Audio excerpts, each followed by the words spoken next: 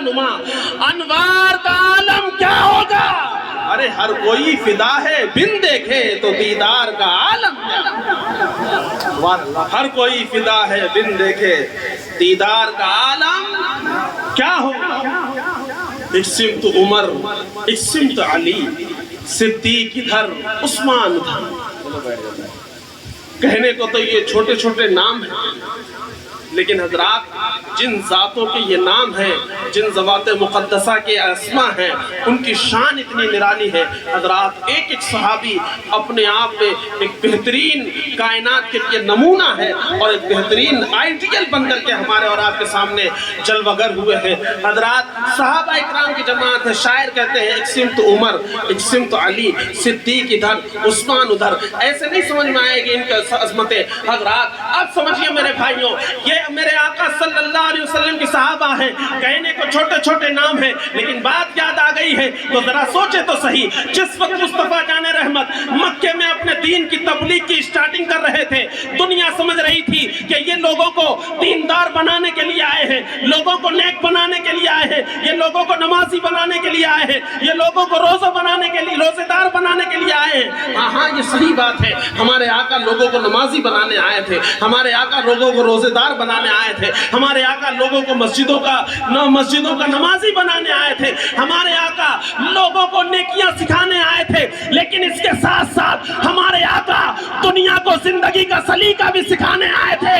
اور ابو بکر و عمر جیسے شہسوار پیدا کر کے میرے آقا نے بتایا، اے دنیا والو، مصطفیٰ کے دربار سے نمازی بھی نکلتے ہیں اور پوری دنیا کے سب سے بہترین حکمران بھی نکلتے ہیں، ابو بکر و عمر نکلتے ہیں، جن کے بارے میں بھارت کی سرزمین پر 1947 میں جب ہمارا بھارت آزاد ہوا تو بھارت کا جسے دنیا فادر آف نیشن کہتی ہے، گاندھی جی نے برملا کہا تھا بھارت لٹ چکا ہے، انگریزوں نے تباہ کر دیا ہے، انگریزوں نے برباد کر دیا ہے۔ اے بھارت واسیوں، اگر تمہیں بھارت کو دوبارہ کامیاب کرنا ہے تو ہمارے پاس کوئی اور مثالیں نہیں ہیں، ہم تمہیں مدینے کے ابو بکر و عمر کی مثال دیتے ہیں۔ لوگوں، ابو بکر جیسی حکومت قائم کرنا، بھارت دوبارہ سونے کی چڑیا بن جائے۔ نعرہ تکبیر، نعرہ رسالت، نعرہ رسالت،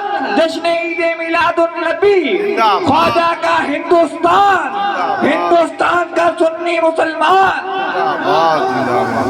یہ شان ہے صحابہ اکرام۔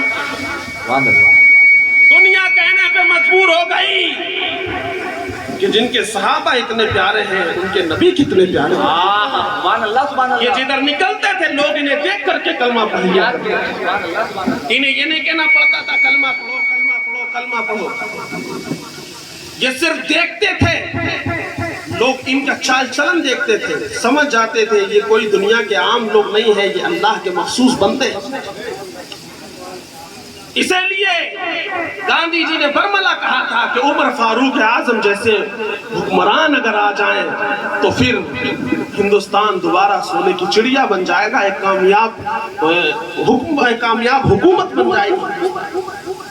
وہی صحابہ ہیں، شاعر کہتے ہیں ایک سمت عمر، ایک سمت علی، صدیق ادھر، عثمان ادھر، ایک سمت عمر، ایک سمت علی، صدیق ادھر، عثمان ادھر۔ ان جگمگ جگمگ تاروں میں سرکار کا عالم کیا ہوگا؟ ان جگمگ جگمگ تاروں میں سرکار کا عالم کیا ہوگا؟ اور قدموں میں جبھی کو رہنے دو، چہرے کا تصور مشکل ہے۔ قدموں میں اپنی پیشانی حضور کے قدموں میں رکھو، حضور کے قدموں۔ آپ لوگ غور سے سنیے میری بات، اگر آپ لوگ دور پڑھنا تو تھوڑا قریب آ جائیے، ہماری بات غور سے سن لیجئے، اور کہاں کیا ہو رہا ہے، کون آ رہا ہے کون جا رہا ہے، آپ کو اس سے کوئی مطلب نہیں ہے، بس صرف آپ غور سے سنتے رہیں گے تو ہم کچھ باتیں آپ سے کر لیں گے انشاءاللہ۔ بڑی کام کی باتیں کرنے کی کوشش کروں گا، اور کچھ ایسی چیزیں ہیں جو انشاءاللہ سن کے طبیعت مست ہو جائے گی۔ تو کیا کہتے ہیں شاعر؟ اپنی پیشانی حضور کے قدموں میں رکھو، کیوں؟ چہرے کا تصور مشکل، قدموں میں جبھی تو رہنے دو، چہرے کا تصور مشکل ہے، ایک لفظ ہے رخسار. رخسار کا مطلب ہوتا ہے گال. گال کو بولتے ہیں رخسار. جب یہ لفظ کا میننگ پتا ہوگا تو آپ کو شعر سمجھ میں آئے گا. کہتے ہیں قدموں میں جبھی کو رہنے دو, چہرے کا تصور مشکل ہے. ارے جب چاند سے روشن ایڑی ہے تو رخسار کا عالم کیا ہوگا. جب چاند سے روشن ایڑی ہے تو رخسار کا عالم کیا ہوگا. اور طیبہ سے ہوائیں آتی ہیں, بے کل کو سکون مل جاتا ہے. طیبہ سے ہوائیں آتی ہیں. ہاں, یہ طیبہ کی ہوائیں جب آتی ہیں تو بڑے بڑے پریشان حالوں کو سکون مل جایا کرتا ہے. لیکن یہ طیبہ کی ہوائیں آج لگتی کیوں نہیں ہے؟ یہ سب کو کیوں نہیں لگتی ہے حضرات؟ یہ لگیں گی طیبہ کی ہواؤں کے لیے نہ کسی اے سی کی ضرورت ہے, نہ کسی کولر کی ضرورت ہے, نہ کسی پنکھے کی ضرورت ہے, نہ کسی ایئر کنڈیشنر کی ضرورت ہے. حضرات, طیبہ کی ہوا کبھی ایسا ہوتا ہے کہ انسان بند کوٹری میں ہو اور کمبل اوڑھ کر کے بھی لیٹا ہو تب بھی طیبہ کی ہوا لگ سکتی ہے. اور کبھی ایسا ہوتا ہے کہ انسان کھلی چھت پہ ہو لیکن پھر بھی اسے طیبہ کی ہوا نہیں لگ سکتی ہے. کیوں نہیں لگ سکتی ہے؟ آج طیبہ کی ہوائیں ہمیں کیوں نہیں لگتی ہیں؟ آخر کیا وجہ ہے کہ ہمارے اندر طیبہ کی محبت کا کوئی خاص جوہر نظر ہی نہیں آتا ہے؟ صرف اس کی وجہ یہ ہے حضرات, آج دیکھیں تو صحیح ماحول کتنا خراب ہو گیا ہے, ماحول کتنا بدل چکا ہے. آج ہم اور آپ جب سونے جاتے ہیں, جب سونے کے قریب ہوتے ہیں تو رات کا عالم یہ ہوتا ہے کہ اے ٹو زیڈ کا مسئلہ ہے, چھوٹے سے لے کر کے بڑے تک کے, یعنی 8 سال 10 سال کے بچے سے لے کر کے 25 سال 30 سال 40 50 سال 70 سال کے تمام کیٹیگری کے لوگوں کا یہ حال ہے. جب وہ سونے جائیں گے تو صرف ان کے پاس ایک ہی چیز ہے, ہاتھ میں موبائل ہے, کانوں میں ایئر فون ہے. اب ہر انسان اپنی اپنی کوالٹی کی چیز دیکھ رہا ہے, کوئی کچھ دیکھ رہا ہے, کوئی کچھ دیکھ رہا ہے. حضرات, اب ذرا ہمیں بتائیے, اللہ اکبر, نوجوان انسان ہے, کانوں میں لیڈ لگائے ہوئے ہیں. کبھی تو ایسا ہوتا ہے کانوں میں لیڈ لگائے سو جاتا ہے اور جب صبح آنکھ کھلتی ہے تو اس کا موبائل چالو رہتا ہے, گانوں کی آوازیں کانوں میں گونج رہی ہیں. میرے بھائیوں, ذرا دل پہ ہاتھ رکھ کے بتائیے, ہم سو رہے ہیں, ناجائز آوازیں ہمارے کانوں میں گونج رہی ہیں. ہم اٹھ رہے ہیں, ناجائز ہمارے آوازیں کانوں میں گونج رہی ہیں. کیا ایسے معاشرہ کامیاب ہوگا؟ کیا ایسے ہم میں کامیاب لوگ آئیں گے؟ حضرات, ایسے نہیں ہوگا.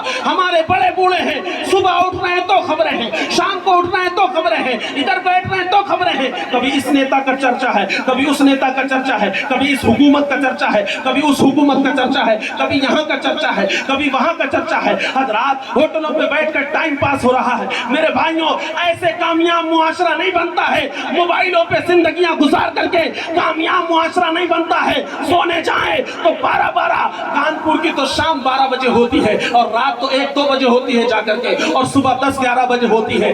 ایسی گاؤں میں کامیاب نہیں ہوتی ہے. حضرات, کانپور کے ان لوگوں سے پوچھئے جن کا کنیکشن پوری دنیا میں پھیلا ہوا ہے, کبھی چائنا کے حالات پتہ کریے تو وہ آپ کو بتائیں گے کہ بیجنگ کی سرزمین پر, جو چائنا کی کیپٹل ہے, وہاں انسان رات میں 8-9 بجے کے بعد کوئی سڑکوں پہ نظر نہیں آتا ہے. نہ کوئی ہوٹل کھلے نظر آتے ہیں, نہ کوئی ادارہ کھلا نظر آتا ہے, نہ کوئی آفس کھلا نظر آتا ہے, نہ سڑکوں پہ چہل پہل نظر آتی ہے.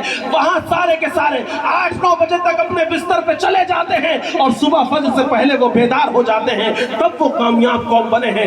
وہ کامیاب جب ہوئے ہیں جب انہوں نے ہمارے نبی کی سنتوں کو فالو کیا ہے. یہ الگ بات ہے کہ انہوں نے سنت سمجھ کے نہیں, ایک اپنا سسٹم بنا کر کے فالو کیا ہے. لیکن جو ہمارے نبی نے 1400 سال پہلے ہمیں بتایا تھا, ہم نے چھوڑا, دوسروں نے اپنایا, وہ کامیاب ہو گئے, ہم پیچھے چلے گئے. ہم کب کامیاب ہوں گے؟ ہم بھی جب کامیاب ہوں گے جب سونے سے پہلے گانوں کی آواز سن کر نہیں, بلکہ عالم یہ ہو, میں سو جاؤں یا مصطفیٰ کہتے کہتے کھلے آنکھ صلی علیہ. جب یہ کنڈیشن ہوگی کہ ہم سوئیں تو مصطفیٰ کا تذکرہ, جاگیں تو مصطفیٰ کا تذکرہ, سوئیں تو اللہ کا ذکر, جاگیں تب اللہ کا ذکر, تو ہماری نسلیں بھی کامیاب ہوں گی, ہمارا گھر بھی کامیاب. اور ہم سوچتے ہیں ایسے ہی کامیابی مل جائے. ہمارے اندر سب لوگ ایسے ہوتے ہیں جو چینجنگ چاہتے ہیں کہ زمانہ بدلے, ماحول بہت خراب ہو چکا ہے, اب زمانہ بدلے, لیکن اپنے آپ کو بدلنا کوئی نہیں چاہتا. زمانہ بدلے, معاشرہ اچھا ہو جائے, لیکن اپنے آپ کو بدلنا نہیں چاہیے. حضرات, ہمیں اور آپ کو ان چیزوں کی خبر لینا پڑے اور اپنے آقا کی زندگی کو پڑھنا پڑے گا, سمجھنا پڑے گا. آقا کائنات صلی اللہ علیہ وسلم دنیا میں ایک ایسا نظام قائم کر کے گئے ہیں, اگر اس نظام کے مطابق انسان زندگی گزارے تو انسان کی دنیا بھی کامیاب ہو جائے گی, آخرت بھی کامیاب. اور ایک چیز اور یاد رکھیے گا، اب ہمارے دین کو محدود کر دیا گیا ہے مسجدوں تک اور مدرسوں تک.